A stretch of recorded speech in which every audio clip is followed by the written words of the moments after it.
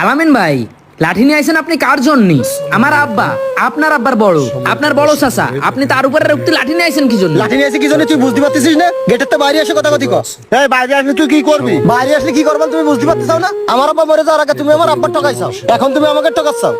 এই ভাই, এই আপনাকে কি ঠকাইছে? কাকা তো ঠকায়নি, কাকা তো মরার সময় পর্যন্ত আব্বারে দোয়া করে থুয়ে গেছে। আপনি কি করছেন ঠকাইছে? এই তুই চুপ কর।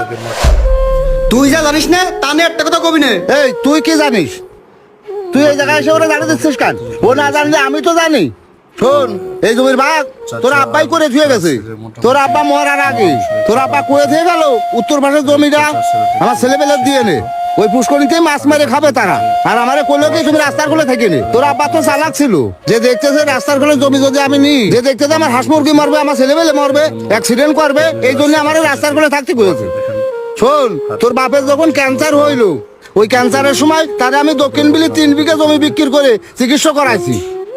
তারপরেও বাড়িটারে বাঁচাতে পারলাম না। বাঁচিয়ে থাকতে কয়েছে পুষ্করি নেবে। ঘরের পিছনে 4টে নারকেল গাছ দেখেছে না, ওই পাশ ছাড়বে না, ওই পাশই তো দিছি। তার অন্যায় করেছি কোন জায়গায়? অন্যায় তো তুমি অবশ্যই করি চাও। আমার বাপরে সরল সুজা পায়ে তুমি সব ভালো ভালো জমিগুলো লিখে দিচ্ছাও।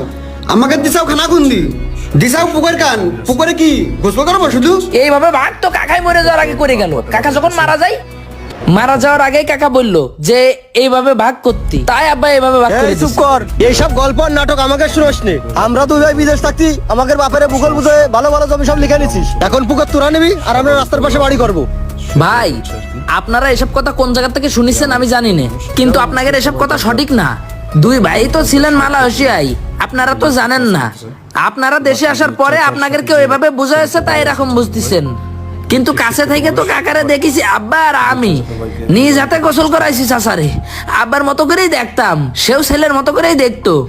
আমার আব্বা মাঠের জমি বিক্রি করে কত চেষ্টা করলো কাকারে চিকিৎসা করানোর জন্য, চিকিৎসা করায়ও বাঁচাতে পারিনি। বারবার করে কাকা কয়েছে যে আমার জমি বিক্রি করে আমারে ডাক্তার দেখাও। আব্বা কয়েছে না, তোর ছেলে দুটো বিদেশ, কখন কি হয় তাগের পিছনে কত টাকা লাগতে পারে, তোর জমি থাক, আমার জমি বিক্রি করেই তোর চিকিৎসা করাই, আগে সুস্থ হওয়া, তারপর অন্য কিছু ভাবছে না। আর ভাই, আপনারা এখন আমার আব্বারে অভিযোগ দিচ্ছেন, এটা কোনো নীতির কাজ করতেছেন আপনারা। এই ছোট ভাই ছোট ভাইয়ের মতন থাক। আমার আব্বারে গোসল করা ছিল বলে এখন কি জমি জায়গা সব লিখে নিবি? কথা কইলে বাড়িতে বড় সমান করে দিবা রাখবো। এই কারে কি করছিস? আমি এখনো মরিনি, আমি বাইসে আছি। তুমি মরনি বলে তো এত ঝামেলা। তুমি মরলে এখন জমি জায়গা ঠিক মতো ভাগ করে নিতে পারতাম। এ কাকা, তুমি আগে না, তুমি আব্বার বড় ভাই বলে এখনো তোমার কিছু কইনি, নাই বিপদ ঘটাই দিতাম। কেন কি করবি? কি করবা না তুমি বুঝতে পারতেছ না?